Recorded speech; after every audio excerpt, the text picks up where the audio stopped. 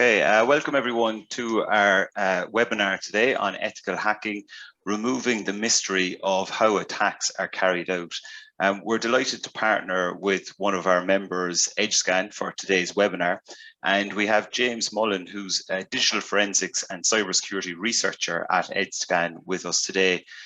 James was chosen as Ethical Hacker of the Year in 2020 by InfoSec magazine. So it promises to be a really interesting hour.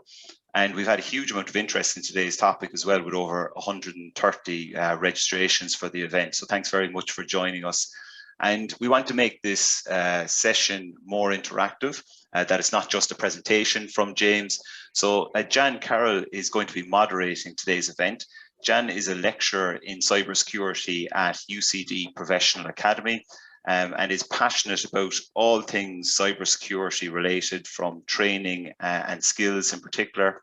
And I suppose just to make it more interactive, we'd encourage you to actively participate by submitting any questions that you have for James through his presentation into the Q&A function. And Jan's going to be monitoring that and posing to the questions to James as he goes through the presentation. So we won't wait until the end for the Q&A. So without any further ado, I'm going to pass it over to Jan to introduce James and kick things off. Thank you, Owen, and thanks to Cyber Ireland for having me here today. I would have to say one of the most popular topics is pen testing and ethical hacking, and we're very lucky to have James here today to demystify ethical hacking and to offer some tips for us as users on how to stay safe. So, like Owen said, I'll be asking the questions. I'll be keeping an eye on the Q&A, so please post any questions you have into the Q&A box rather than the chat. If we don't get to all your questions, we'll try and get to them at the end, or we'll follow up afterwards. Please stay till the end, because we have a draw for a bottle of Green Spot whiskey, which has been generously provided by Edgescan. So thank you very much. And with that, I'll hand you over to James. How's it going, everyone? Name's James, working in Edgescan, leading the security research team. I've been with Edgescan for 4 years now. And just thank you all for having me here. So I'll just cover the agenda, what we're doing, just a quick introduction now, an overview now. Then we'll be removing the mystery. We'll move on to the methodology that I found most of the malicious hackers are taking, as well as just some other additional topics, all vulnerabilities becoming new, some recent events and how they're happening, and just an overall of the best practice. So we'll just move into it. To the overview, but yeah, as I said, thanks for everyone for coming. I really appreciate it. Thank you to Owen and Cyber Ireland for having us. Thank you for Jan for moderating. It's been a difficult year, I'm sure. Well, almost a year and a half now for everyone. You know, COVID, everyone's kind of fell out of touch with everyone. Now is a really good time for people to be getting back into security, getting back into webinars, getting ready for the meetups after everyone is hopefully vaccinated and moved on to the real meetups. And you know, as mentioned, I would like this to be like really a discussion. So if there is questions, don't be afraid to put them in. If there's too many questions and I don't get enough time to reply to them all, we can just release a blog where I'll get to them sometime later, and I'll just go through them one by one, and at least we can just push out a blog then anyway. So don't be afraid to ask as many questions as you feel like, obviously. And yeah, we're getting plenty in. Yep. Oh, I'll get to those in a moment then. Sorry. Yeah, good. But as all webinars, the start will obviously be a bit, you know, the first few minutes a bit rocky, a bit boring, just covering the tick boxes, as they say. So just who the webinar's for. So it is a hacking 101. So it is kind of for a specific two groups, I would say, people who are new and also people who have actually been in the industry for a long time and simply fell a bit out of the technical side. Like we all wish we were going to be 20 forever and, you know, going to be that guy who everyone turned to for the knowledge. But you know, policy, standards, you know, management came into it. So sadly, we can't always stay in those pillars and the old castle, and we all expanded to different areas. So hopefully this can cover some of the questions or filling some of the blanks that you're wondering about over, you know, the months, years, or how long you've been in it. And for anyone new, hopefully we can get more of an interest, or at least cover off some questions you might have. So just the mystery anyway. So what methodology is used? How can the hackers target an organization? How do they find these organizations? How do they find the vulnerabilities? And what can be realistically done with the vulnerabilities? So the methodology is it's going to change to every person you ask. For me, this has always been it, because I believe that the more sophisticated hackers, I would say, in the larger organizations, they're usually working as a company. They're very focused. They're very devoted individuals. Their whole passion really is to earn money and make this reputation, or even work for a what we all fear, a state-sponsored organization. So they're going to be very organized. That's the reality of it. It's not always going to be some kiddie with his hood up like it's normally portrayed. Sadly, this is a group of people. So they usually start off with the recon. They map the services, the organizations, which I'll be covering all these as the slides go by. They'll map the organization. They usually do a vulnerability assessment because they want to know when's the best time to cash in on these vulnerabilities, when to hold off. Remember, the end goal is to pretty much to make money or make some sort of malicious gain. The exploitability, and usually post exploitation, and the highest bidder. So I will just move on from this. So when we come to the recon, there's obviously going to be a 4-day talk of us to cover recon, but essentially the most basic, the basic way of doing it is there is a team for people who are doing recon. It's not like a corporation. It's not a one guy does all.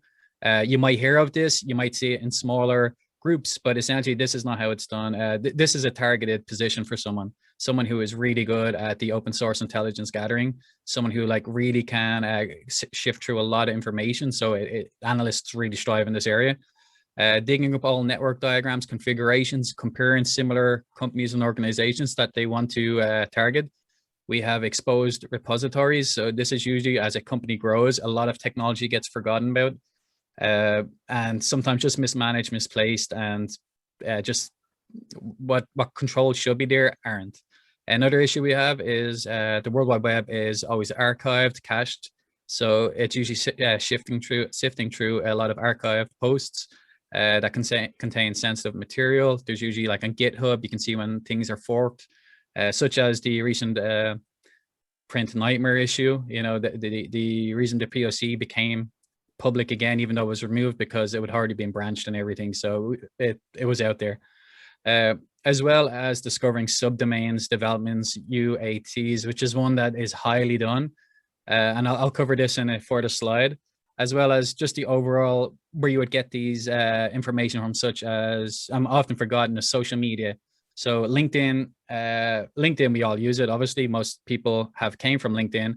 LinkedIn is as vulnerable as any other organization. They have had, it's not exactly breaches, but they have had issues. So everyone should be kind of familiar with crawling for data.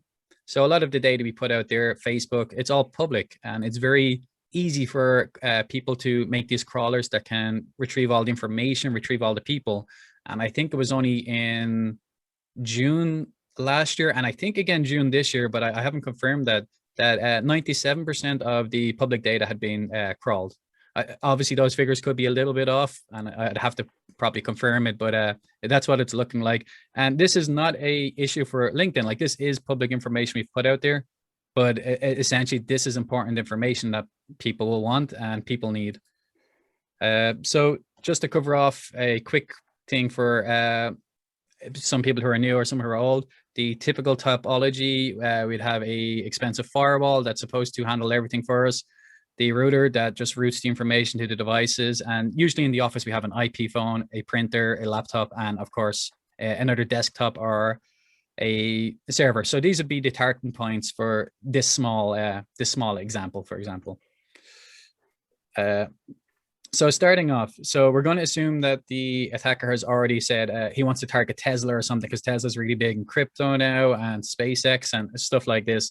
So usually they would have performed some sort of recon as mentioned. They would have dug up every DNS that record. They would have dug up subdomains, and subdomains is usually if we are at cyberireland.com, if we have test.cyberireland.com and it's just other subdomains, or any kind of virtual hosting where we have multiple web servers on the same IP, as well as they might be mapping the entire network. So if you're familiar with Nmap, Nmap is just for We're just going to be sending TCP with different flags to try and get information from services, find out what's up, find us down. You can use Netcat as well.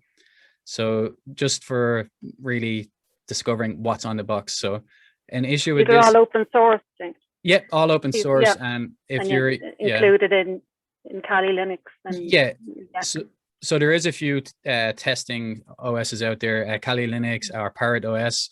They're all usually included.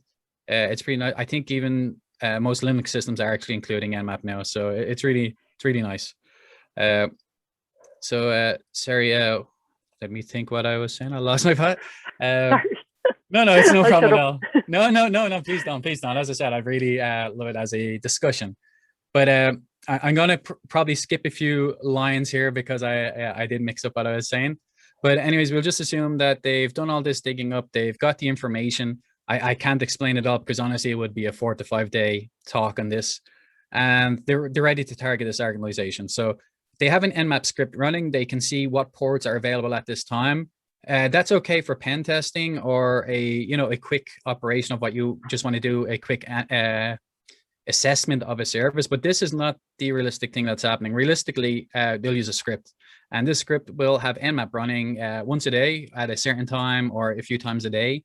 They will set up SMS alerts for if new ports are open, new servers are live. This is very important because you must remember, in a larger organization, services and as well as systems are going up and down constantly. When someone turns off their computer, we're going to see it removed from the network. So this will always be happening. So they're really smart when it comes to this, and they do use mapping software. Some even send them a screenshot, which I've used in the past, a screenshot of the web applications if they're detected.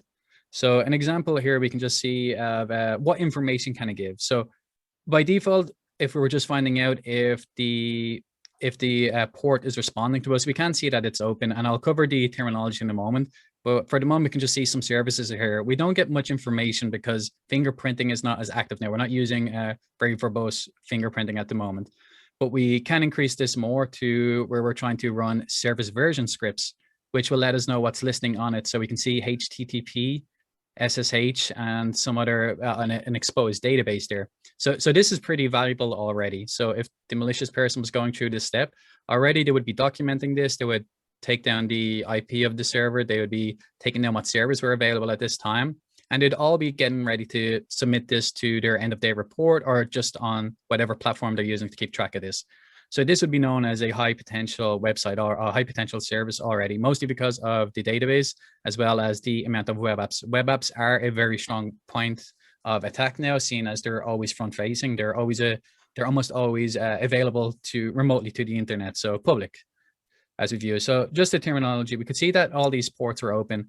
Nmap does has its own thing that explains what they mean and what the response would be. So I won't go into too much detail into this, but I'll just leave the slide up. So if anyone's checking the recording after, or practicing on their own, they'll get an idea if they're seeing the results.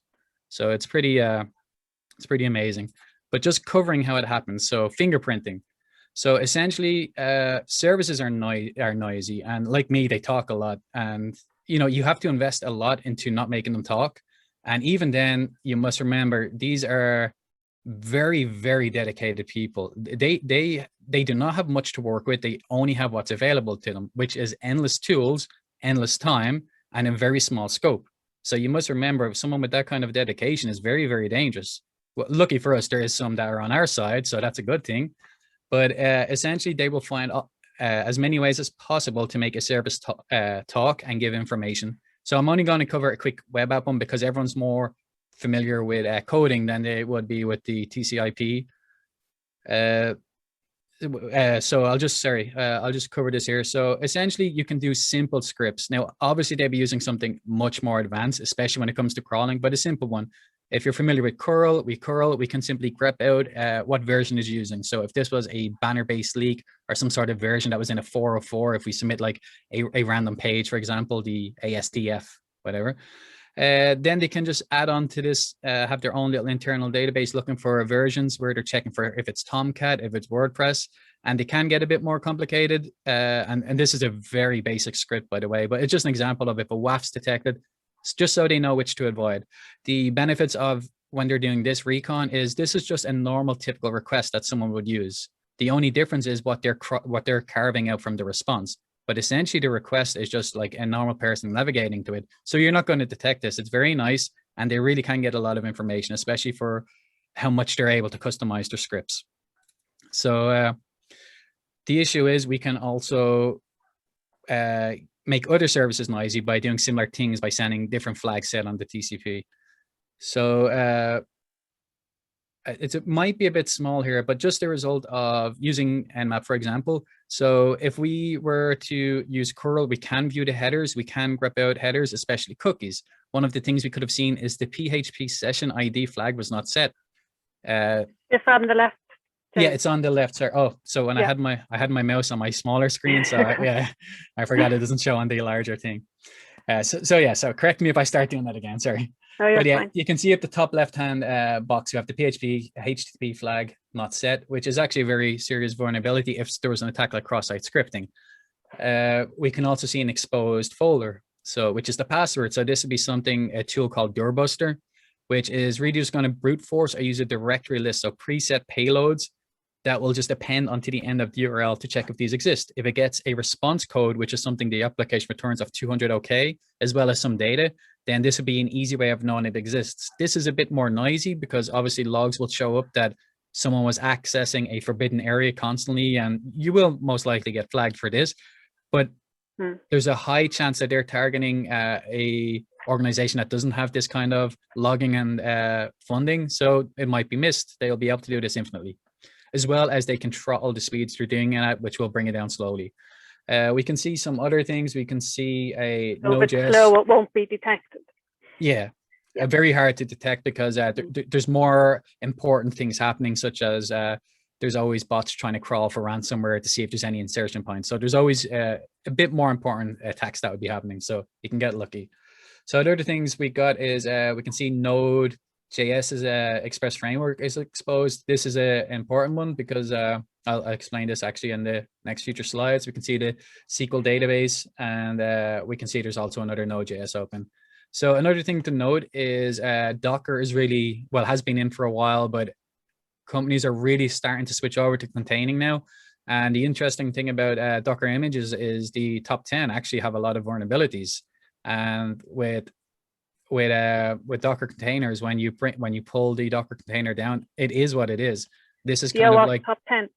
No, not the sorry. No. This is just the Docker images. I just and this is sorry. These stats are from SNYK, which is so now you know. It's a very good company, and they covered that there was 560 vulnerabilities in Node itself.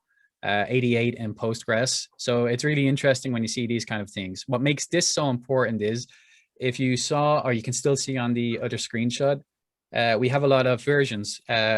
This is looking like with the OS fingerprint, it's looking like it's a Linux machine, which actually brings down the severity of a lot of banner-based findings. So banner-based is just the amount of service information we can retrieve, such as if it's letting us know if it's of course, my mind goes blank thinking of a version. So a version of an application. If this is version 2.7 and anything under 3.0 is vulnerable, on a Linux system, we can use something called backporting.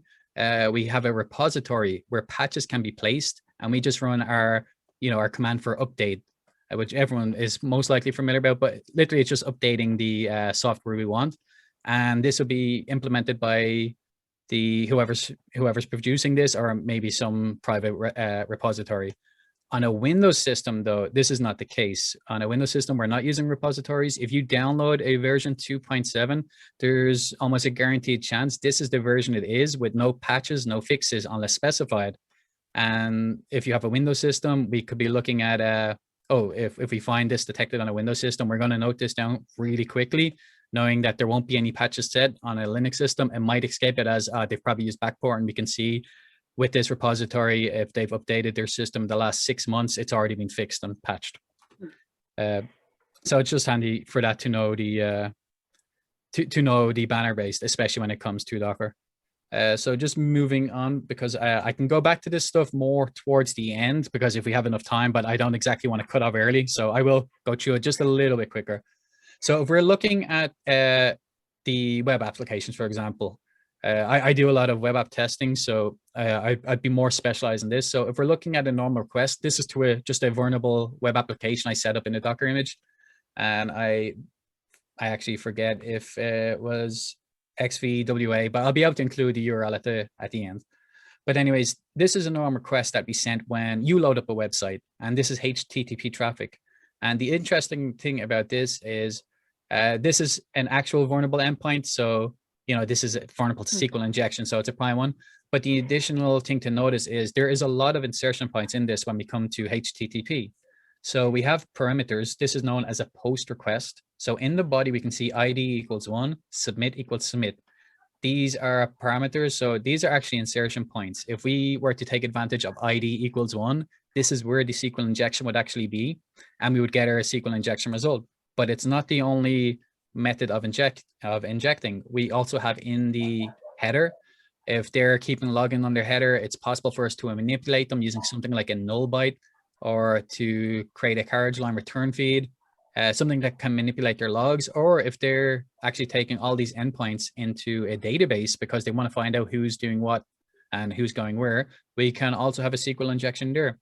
The user agents are usually recorded for analytic purposes, as well as a lot of people want to find out what browsers they're accessing from. It's also a very vulnerable point. We have a referrer header because companies also want to know where they came from. They can also be taken in this. We have another insertion point. And this could be something that's just reflecting information, which can lead to medium issues like cross-site scripting. But there is obviously a lot of other issues. Speaking of the user agent, though, this is actually where a lot of vulnerabilities have been in the past, especially shell shock. So that's another one. Yeah. And of course, this is a popular attack. Yeah, it was one of the biggest, I would say. It was one of the biggest at the time, especially for how long it was present. We also have the PHP session ID, which, as we know, it had no cookie set. So this would kind of the session cookie that would be stealing. So you always hear about the session cookie attacks, and this would be the actual cookie you'd be targeting, because this will represent who you are. So just moving on there. So I'm not going to cover the demo because I would have been over 2 hours. So I did remove a quick pen test video, but I can just throw this up at another time. It's no problem. So after going through the application, we could see that there was a response hello undefined. So if undefined would be a common word, so it's not something we would have crawled for exactly to pick out. Crawling, for example, crawling would be when we when we submit the request, we see the response. We're picking out all of the ahrefs. We're carving out all the HTML results to find new endpoints. So it might be /contact us. We'd want to submit this request, load that response, and then figure out, is there any more new URLs to navigate on? This is how a lot of documented endpoints are discovered, but there's also undocumented, which is forgotten about APIs or URLs, endpoints that are not listed in the HTML. So one example here was just hello undefined. Undefined usually means, something important. I won't go too deep into it. So I just tried I tried typing in some text. It reflected my name. I focused on the fact that it was asking for undefined. So I tried a function, which is just eval. I tested out eval and it worked. Then I just created a hex to string, and I was able to convert the hex back to test, which made me realize I really am working with a JavaScript server-side attack.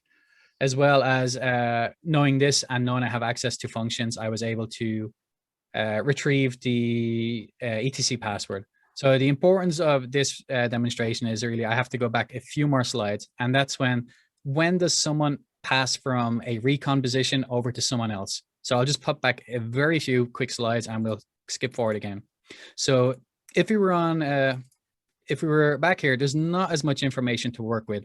As I said, they would constantly be having the scripts running to enumerate as it comes in, but there's not a lot. However, the MySQL, once this is detected, this is not useless information, because they always have this information and they can go to the dark web or the black market of hacking, and they can sell this information. So they'll pass on this information for the recon work. This gets added to a database on, if there is vulnerable versions, it might be bought up by someone who knows how to exploit them, or it might just be kept there until a vulnerable version exists. This happens especially when we get information like this, it might be dangerous to progress further. It might be too noisy. They don't want to take that kind of trouble because they don't have the skill set. So they might not want to exploit anything. And then eventually, if it gets picked up by someone, we're just going to assume, in this case, the hacker had the knowledge to actually exploit the node.js, which is a basic attack. We'll just assume he was able to do it. So with this, he can actually get a local user on the computer. So it'd be just like a regular user, non-admin. And this could be then time for him to try and privilege escalate or create a backdoor, some sort of post-exploitation to find a way to get back into the server at another time in the future when maybe it's more mature, has more valuable information, or maybe when more exploits are available because he may be stuck. And this is a very common thing that happens. And this only happened recently with Print Nightmare. There was a lot of companies. So I'll cover a bit in Print Nightmare in a further slide. But essentially, it was a privilege escalation attack. You needed a regular user. So the issue here was lots of people got breached right away, instantly, and they're all wondering, well, how did it happen so fast? And this was usually because most of their companies were breached previously. They had some sort of backdoor in place or some sort of reverse shell. They had some sort of way of getting back into the service that may not have been fixed.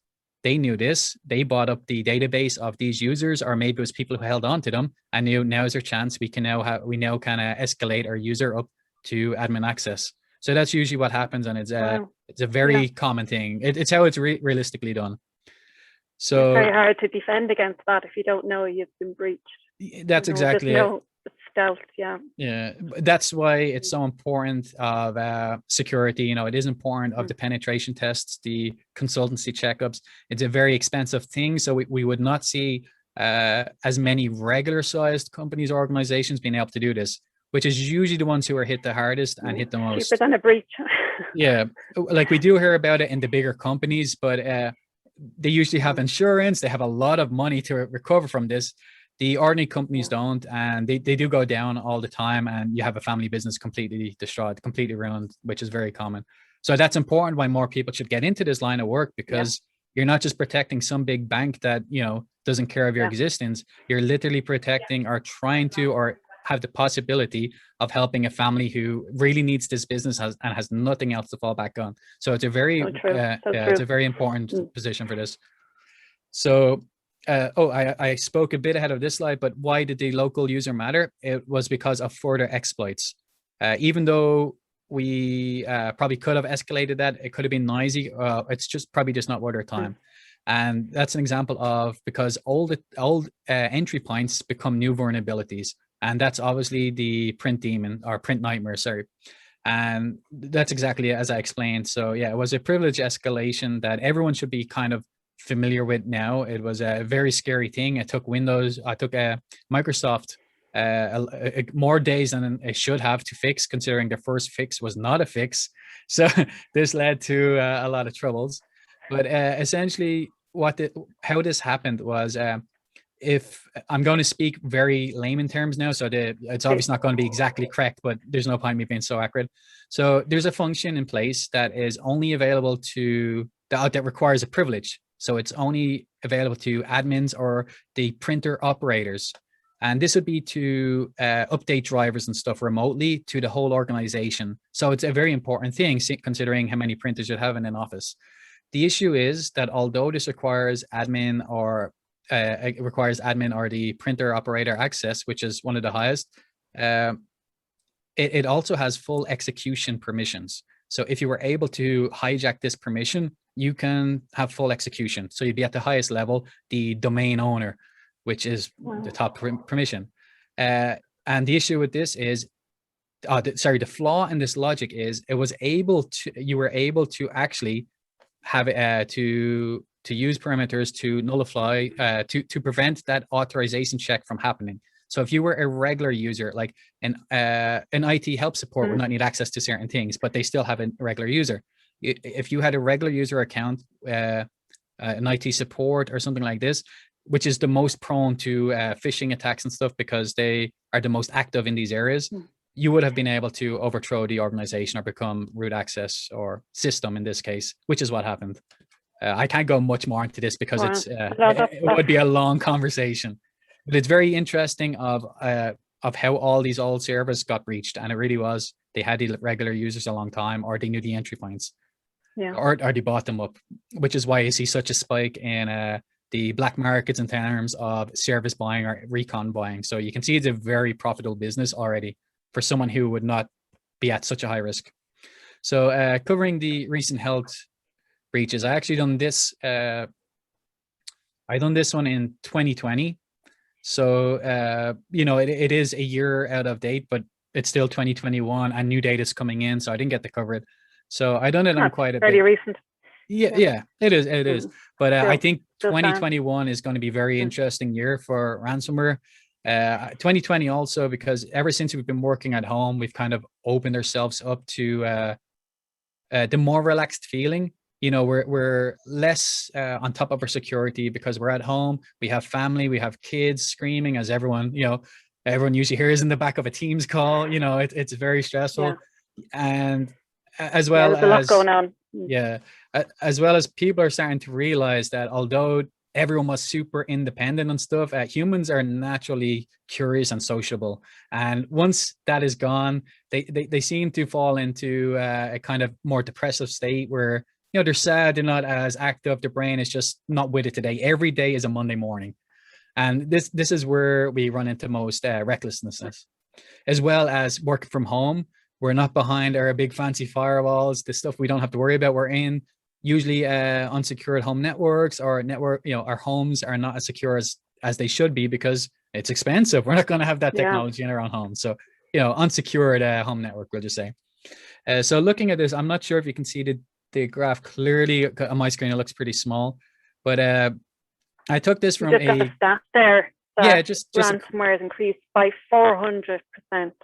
Since November 2020. Yeah, I'm surprised it's only that, being honest. Like I would expect more. And this is only on health breaches that I'm focusing on. So, the police stations are also hit. The school systems are hit one of the worst, which I don't know why that's never covered, as well as there's no stats on what average pizza place or average organization gets hit, because we would never know this because no one cares. No one's going to care about the pizza store the pizza shop down the store that got breached. They wouldn't fully know how to disclose it, and I'm pretty sure they're not going to be on their priority list for any kind of authority to help them out. So it's not going to happen. We'll never get full stats. But focus on this one. And I just done 100. I took the results from 100, so obviously they're a bit more skewed because it was a random 100 piece as well. It wasn't the top 100. It really was just a random 100. And 57% of them that I was able to identify were from ransomware attacks, which is crazily, scarily high. Phishing was 24.5%. These numbers are actually lower than you'd expect, but that's because phishing leads on to ransomware. So that's why we'd have the phishing lower. If we were speaking more realistically, phishing technically would be higher than ransomware because that would be the entry point, but it's not what compromised the organization. So we'll focus on that. The database compromise is down to only 7%. This, I would say, is a very incorrect figure, but it's just priority. There's not as much to gain from the database being compromised anymore when ransomware is so advanced and the defenses are not. So this doesn't mean you shouldn't take care of your databases because there's only a 7% chance. This means that there's just more pressing issues, but this could change, and it's changing every day, as we know from technology. Misconfigured applications such as admin forms or things that shouldn't be exposed, it's also down. It's only 6%, and this is also understandable because there's a lot of work involved here. They have to do a lot more action, but it's still happening. You don't want to be in that 6%. It's very dangerous. And a vulnerability compromised, which is if there was a vulnerability that actually compromises the whole organization, was only 5.5% in these results. And this one I would have expected to be more than 20% plus. And that's simply because they're using vulnerabilities to leverage ransomware. So whenever they have a vulnerability like the one I just demonstrated, they're not going to focus on just that machine and compromise the organization and start trying to privilege escalate to a root permission and then go lateral escalation to take over their neighbor's computer and around when they have ransomware. This is the real dangers of it. So that's why the results will not be in some people's favor, but that's how it is. So moving on, how it's happening. It's not the only ways it's happening. It's just the ways we need to be more careful about working from home, as well as being more inexperienced, or maybe just we drifted a little bit too far away from the practical side we wanted. And phishing is one of the worst. So this is the fake emails with the malware loaded payloads. It's very hard to identify these because, once again, although it's more of a shunned topic where everyone's like, oh, you shouldn't click on silly emails, oh, only idiots fall for it. I find this talk very negligent, because it's like, you have to think of it this way. Someone who's doing these phishing emails, they have one purpose, one job, to create a phishing email. Do you honestly believe that only silly people would click on this, considering a group of people united around the world didn't have the intelligence to create the most perfect phishing emails to trick everyone? Of course they did. Targeted. Yeah, of course they did. And yeah, and it shouldn't be, there should be a secure culture. It shouldn't be, a fault of the individual who clicks on it. If that's the fault of the system. It's a fault of the system, and it's something where education is always needed. And it's something that everyone is afraid to admit. I actually not a blame game either, No. They should be able to hold their hands up and say if they've clicked, or if they realize. They may not realize. No, that's it. And the interesting thing is, I actually do a lot of phishing campaigns for companies, and it's usually the same. I always hated doing them because I hated the finger pointing and the blame games, and I'd never wanted to do a campaign that could get someone fired or get someone into trouble, because it's not how it should be. Lucky enough, I think I've only met fantastic people in this area, and they've all approached me before I approached them, saying, "Now, don't worry, no one is going to be in trouble for this. This is an educational thing." And I haven't been, and I haven't been introduced to these companies that were pointing fingers, which is amazing. Like, I love doing them, so I really love phishing campaigns for this reason. And essentially, it's the same, just to trick staff into clicking on something. Now, there's good and bad ways of doing it. You don't send out an email promising COVID bonuses and stuff. Like, you don't trick people that way. That was a very bad move.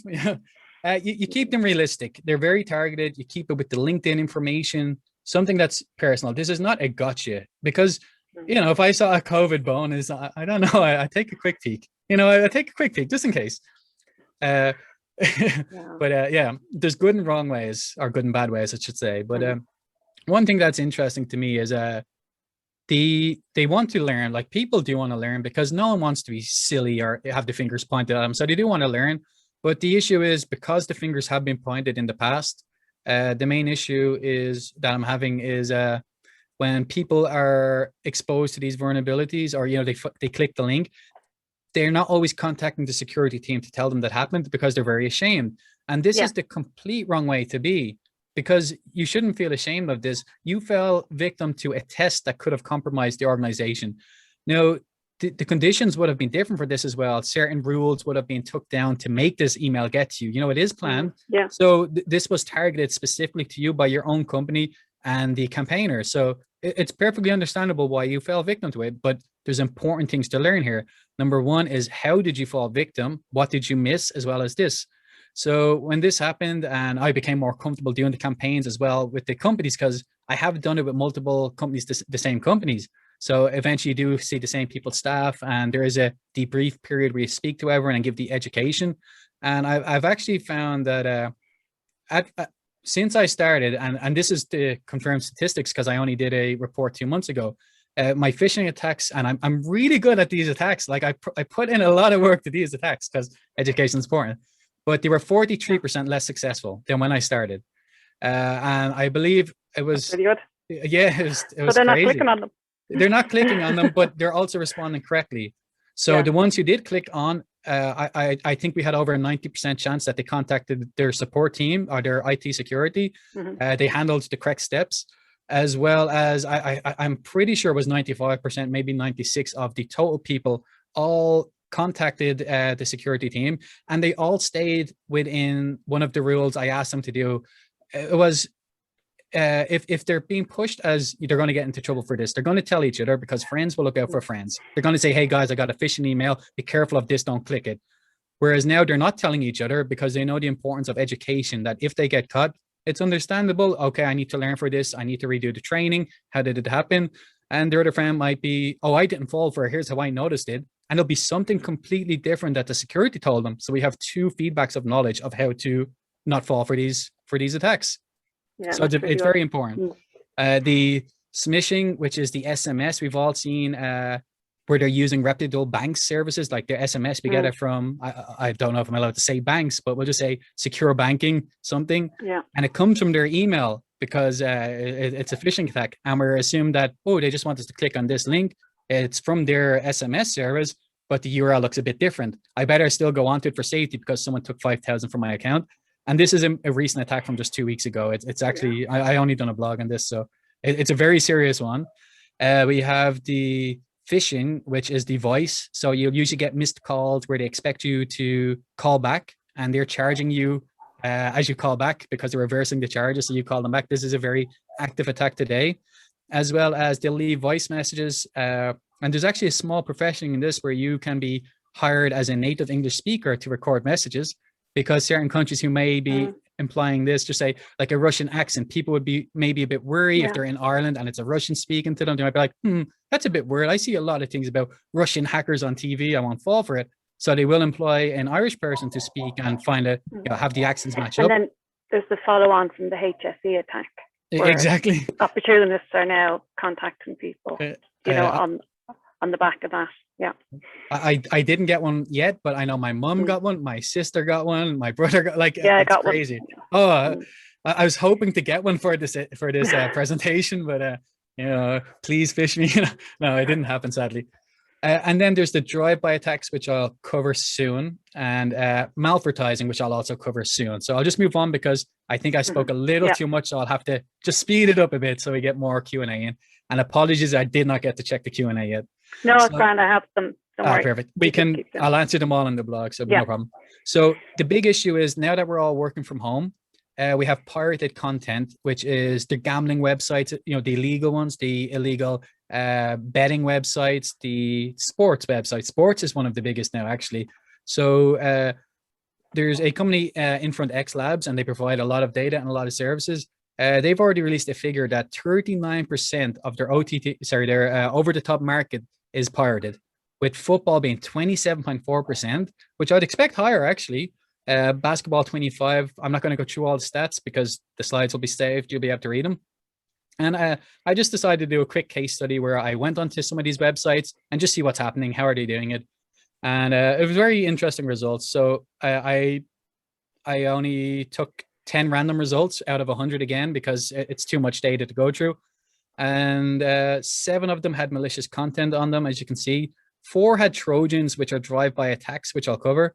7 were unencrypted registrations. All of them had registration, but there was 7 that were unencrypted. So your credentials would be in plain text, especially for signing in with your Facebook credentials. So they'll have the little fake logo of or sign in with your Facebook, and it'll be a fake pop-up that comes up that looks like you're signing in through Facebook, but no, it's taking your credentials. They're using security alerts to kind of scare you. Your Windows is 4 patches behind, and crypto adverts is the highest increasing at the moment. Another one they had is you can download the live stream, which you're downloading live. It doesn't make much sense, but it's a tricky one to get you to install their adware or malware. But the crypto one is very, very interesting, and I'll cover that in a moment. And I just have some of the streams that I used. Now, I'm not saying these are the malicious ones. It's just a random 4 that I came from that I asked my friends if they knew them, and they actually did know them. I didn't myself. So drive-by downloads. This one essentially is if you see a pop-up, and this is ever since GDPR, I think this has been a very missed opportunity for people to talk about. So every time you join a page now, you usually get the cookies, GDPR, do you want to accept these cookies? And everyone just randomly clicks accept because we're so sick of them. Well, basically, you could also be clicking accept to download a file. And this is happening a lot at the time. And people just don't seem to pay attention to the bottom left of the corner because, you're relaxing, you're not fully aware, and you end up falling for these tricks, or you're following a redirection that secretly brings you to a new website that you weren't familiar with. And these will be known as authorized because you're actually giving them permission to download the file. You are downloading it. We have had unauthorized, but this has been fixed for a number of years now, which was a good few years ago on modern browsers. Not going to happen. but you did not have to download this file. You did not have to perform an interaction. When you visited this website, it would automatically download the website. The only download a file. The example I could give you is when you are legitimate do it, you ever see when it says, if your file does not download in 5 seconds, click this URL. So that'd be like the warning, something like that where it downloads. You've already given it permission, but before you didn't have to. So that was a big issue, you know, many years ago.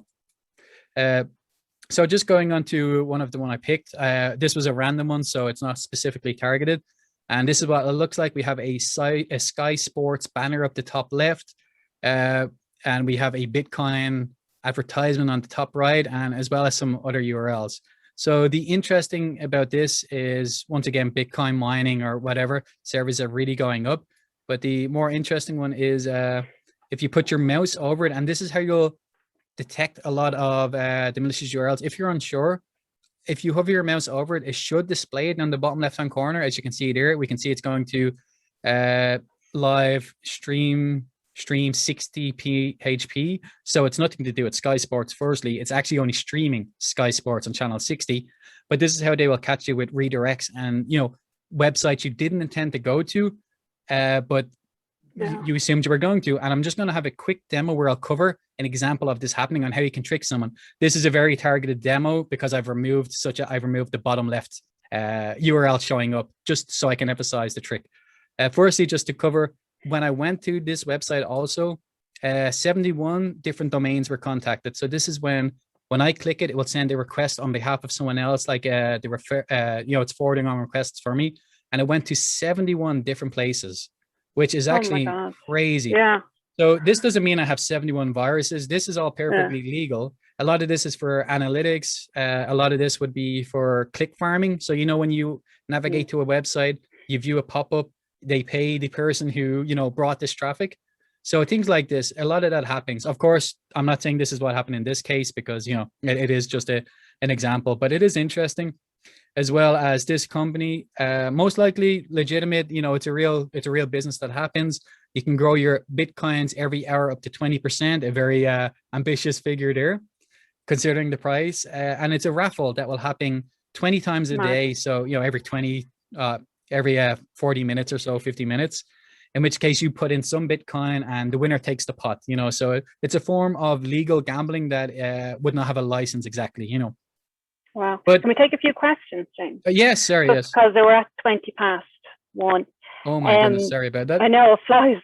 Yeah. So we have a question here about you've got a few certifications under your belt, but the CEH, the Certified Ethical Hacking, would you recommend that or other certifications?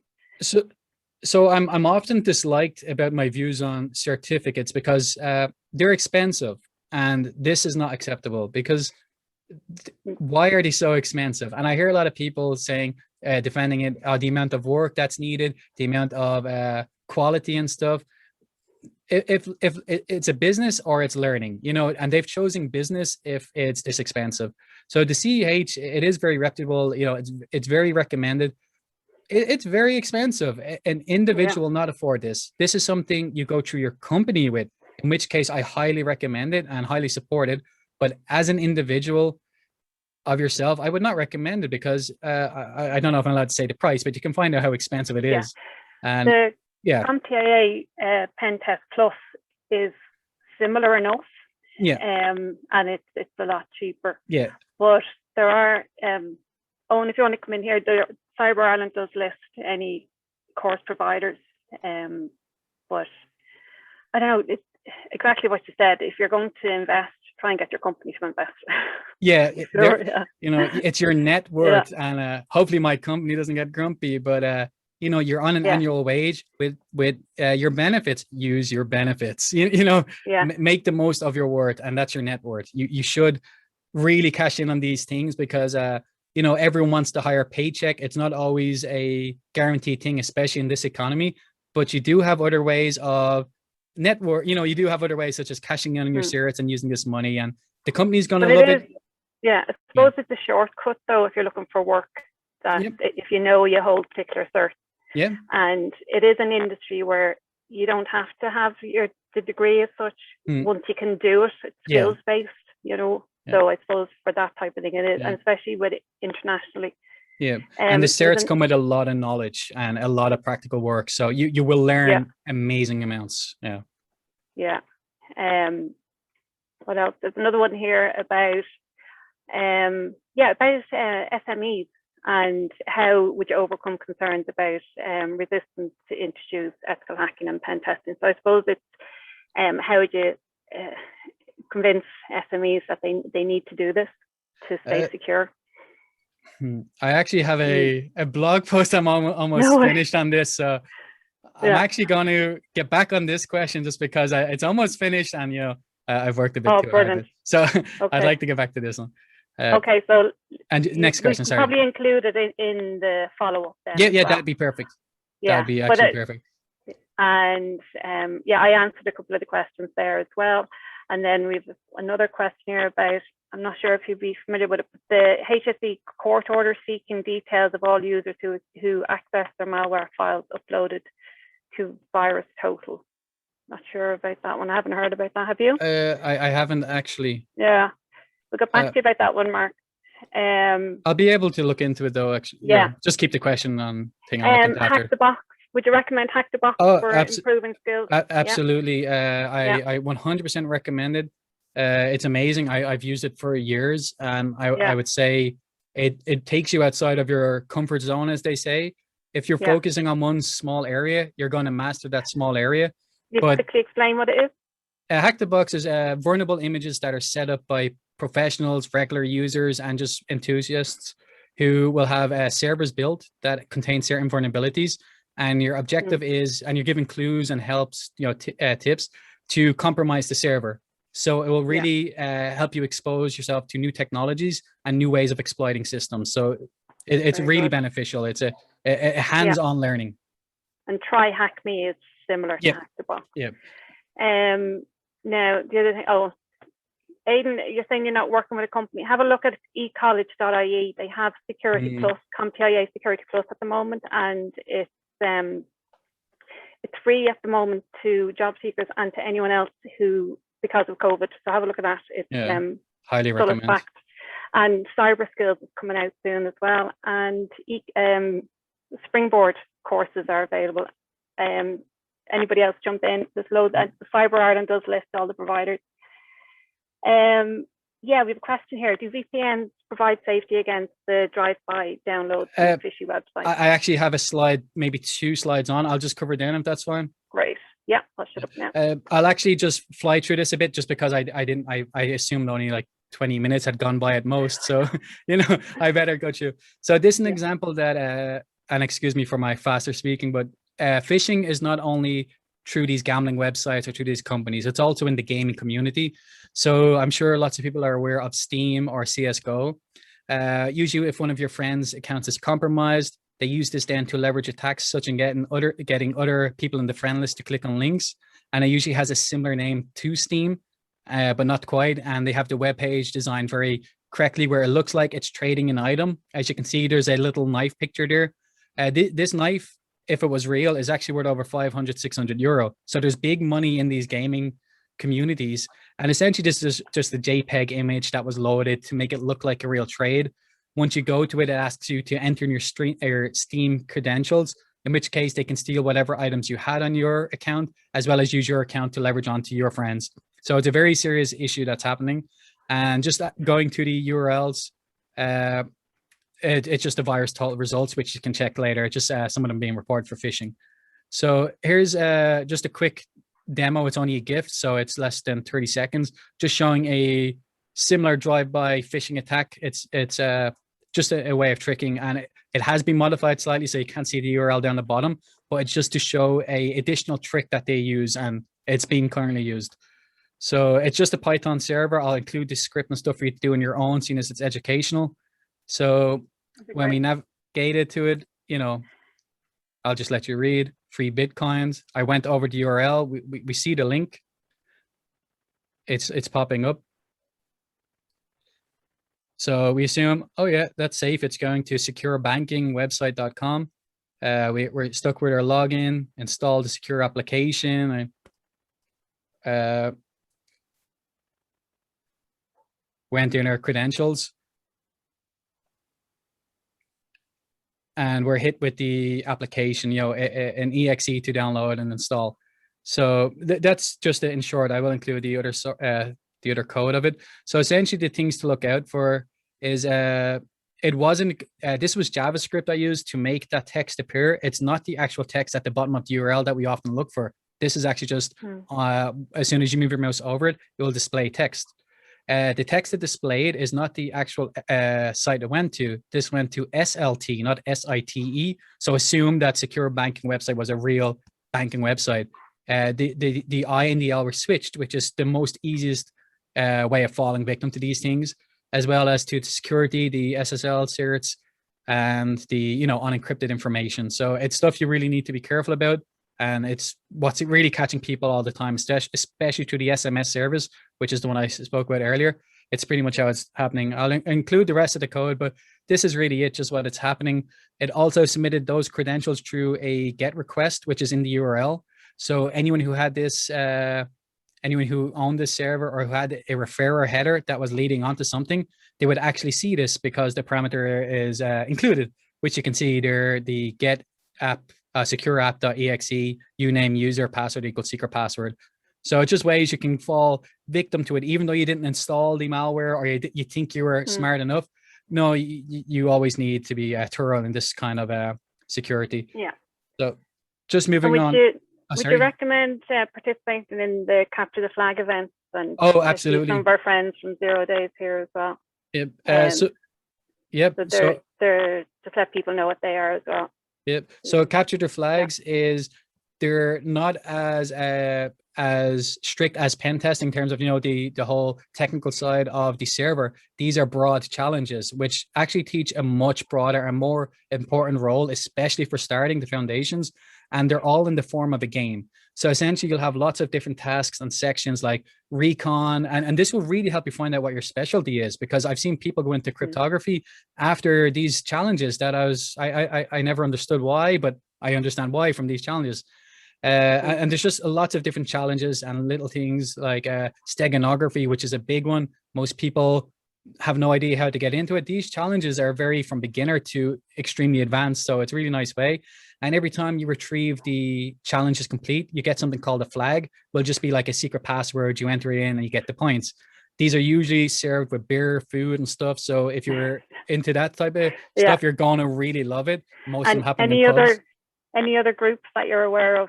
We chatted briefly about this. Like there is the OWASP Dublin chapter. But if anybody else is aware of ethical hacking groups, let us know. And we were saying if there isn't one, we might look into starting one up. Yeah. So we'll see what the interest is like. Sadly, the groups have stopped, seeing as they were very. People love meeting up. They love the odd burger, the odd food, the odd pint. Like people really love this kind of bonding thing. But since COVID, they have kind of ceased to exist because everything's virtual now. And virtual is, although it's more accessible, it's more difficult for people to attend. I feel like people are just too swamped down with personal life and work, and some sort of depression is kicking in, that they just don't have the moods because they're missing. You don't want another screen then. That's it. Another lecture, another Teams meeting. So I'll just cover the question about the VPN. So a VPN will not cover from a drive-by attack, because essentially how to understand this is you are speaking to a server who speaks for you, brings back the information to you. So essentially it's brought back the virus or whatever malware it is, and you've installed it on your own system. So a VPN will not help in this way. What it will help in is a real serious thing that I don't know why it doesn't get coverage, and that's malicious analytics. So when you click on one of these malicious URLs, you have now clicked on it. Your IP is registered along with any details you give or whatever they have managed to scrape from you. You are now added to a database. This database is then sold to more expert phisher people or whoever specializing in this, which is why you'll get those random emails that seem to know, hey, I saw you on LinkedIn in cybersecurity, and you're like, how the hell would they know this? It's usually through the malicious analytics, whatever information they're able to scrape from you. So it does help with this, and it does help with for privacy online. But I always stress this: a VPN is a business, not your friend. You cannot trust them fully. Some you may trust now, but there has always been leaks and where logging was kept, and it wasn't as private as people hoped for. So another thing, like, use different browsers for your casual browsing, social media, personal banking. Don't have them all in one, just in case, you do want to separate these, especially when you're at work. You don't want to cross browse and mix everything, and it just gets messy and leads you more open towards things. So, it's always just we're nearly at time there, James. Yep. So have you much more? No, I don't actually. So another thing is when you're downloading files, you would have seen something called a checksum. It's important to check these because they're there for a reason, and they're really trying to boost the security side. So essentially, you can have a checksum of a file. In this case, we can see it's just downloading VMware or VirtualBox, which is what you should be doing all of your testing inside. It's an isolated, like a sandbox operating system that, almost near impossible will not infect your host system. But of course, people will argue otherwise. But for this purpose, we just say this is an isolated instance that whatever you put in there and do in there, you can delete it right away, and it will not go onto your host system. So this is 100% recommended. I'll cover this in a blog post as well. And how to check this checksum is you can do it through PowerShell, your command line, or Linux. And it's just really checking if the checksum SHA-256 of this file matches what's on the server. This would mean that it's their little sign-off way. Of course, if that server was compromised, they could put up a fake one, but you will not have collisions. So this SHA will only represent this file because of how complicated the algorithm is. You're not going to have it mixing up with some other file, like MD5, for example, that was having collision issues. I won't cover this, sadly. So, because this is another long talk and time is out. I'll cover this another time. It's just the protections of the realistic protections that company are using, such as to identify the malware and stuff. It's the firewall, the email security, web security, DNS blocking. So, if there's known malicious IPs, they'll block these from completely coming into their servers, as well as to prevent and protect their IDS and your AI, your next gen AI AV, user awareness, which is one of the most important for me. And I really mean this. I really strongly believe in user awareness. There's no fault in making a mistake on a testing environment or on a test because you're there to learn, rather than ignoring it and making the big mistake. And then just the last defenses, which is the event tracking. And it's just all based around security information, event management. So all the logs. I'm not going to go into it, apologies, but it will take up too much time. So we have to get the raffle done. So. How much there is to talk about. We could talk about it all day. I could go for days. Yeah, sorry. We just did the draw. Theo did it in the background there. So Declan C, I won't say your name, but Declan, you won, and Theo will be in touch from Edgescan. So well done. There's one final question. It's just asking about containers. And what are your thoughts on using containers that are available within Firefox? Are you familiar with that? Or yep. So containers would be something like I was talking about. Docker, for example, is containers. I fully recommend them because they are an isolated sandboxed event. Now, if you Google, you will find I was able to break out of this Docker instance and stuff. A lot of those have now been fixed. When they get exposed, they're usually done by researchers. So they report how it happened, and then the company or the owner fixes it and it moves on. So you should be using them 100% because they're better than not having them, firstly. And if you could, break out of it and infect you, well, you would have been infected anyway on your host machine. So have an extra layer of security. So if you do this you have your host machine, you have your virtual machine, and then your Docker is inside your virtual machine, you have the 2 layers of security. It's very important. So 100%, you should practice using them. There's YouTube videos, everything. It's very straightforward, especially for vulnerable machines. Yeah. Well, that's the other thing. There's a huge amount of resources available on YouTube, and so it's not all paid for courses either. Like you can get the skills. I know you might need some sort of certification at some point, but the skills are available. So thanks, James. Thanks, everyone. Apologies for the overtime, but I talk a lot. No problem at all, James. Look, it was a really interesting presentation, and I think we're going to have to get you back to go into some of the detail here because we didn't have a chance to go through it all today, and there was a number of questions coming through as well. Apologies. So maybe we can turn this into a full series. We can get you back on these topics as well. And I think it's really interesting there, like the stark reality that you're talking about, that, you know, hackers have endless tools, endless time, and if they have a specific target. So really important that we don't blame the victims, Jan, as you were saying, and we develop this security culture across our organizations and in Ireland as a whole. And it brings home the message of the importance of these types of skills, James, that you're showing us today, and why people should get into this type of work, because, you know, you can help companies of all sizes, in particular SMEs, who may be more vulnerable to the impact of these cyber attacks, which can be a lot more serious than it would be for larger companies. So really interesting presentation. We're going to write up a blog post afterwards, and we'll send that out with maybe a bit further information on courses and resources as well.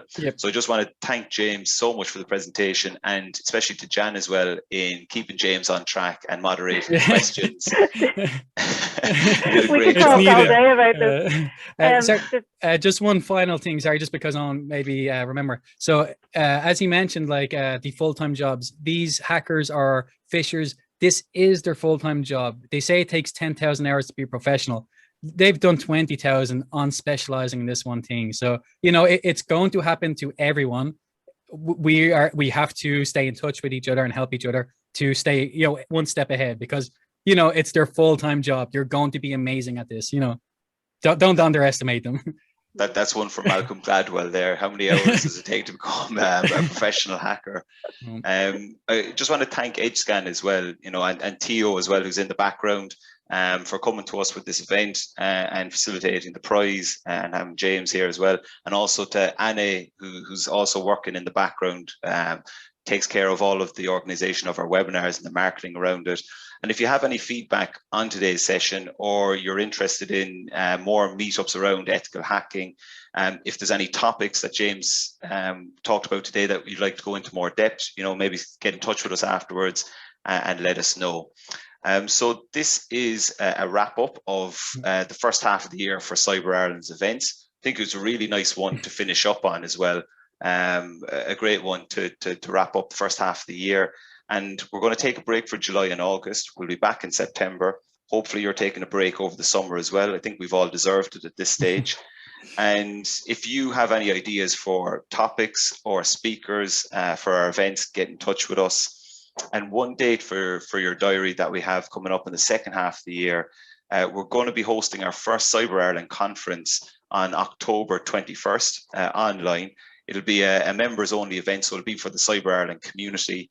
The whole aim of it is bringing together the cybersecurity community in Ireland, from industry, startups, right up to multinationals, academic organizations, government agencies, and looking at promoting all the great things that are happening in cybersecurity across Ireland, but also discussing some of the challenges that James has highlighted today. So that's something to keep an eye out for as well. And if you're interested in Cyber Ireland membership, if you're not a member already, get in touch with us afterwards, or have a look on our website as well. So thanks very much for joining us, everyone, today. Hope the rest of your Wednesday goes well. Cheers. Thanks, Owen. Thanks.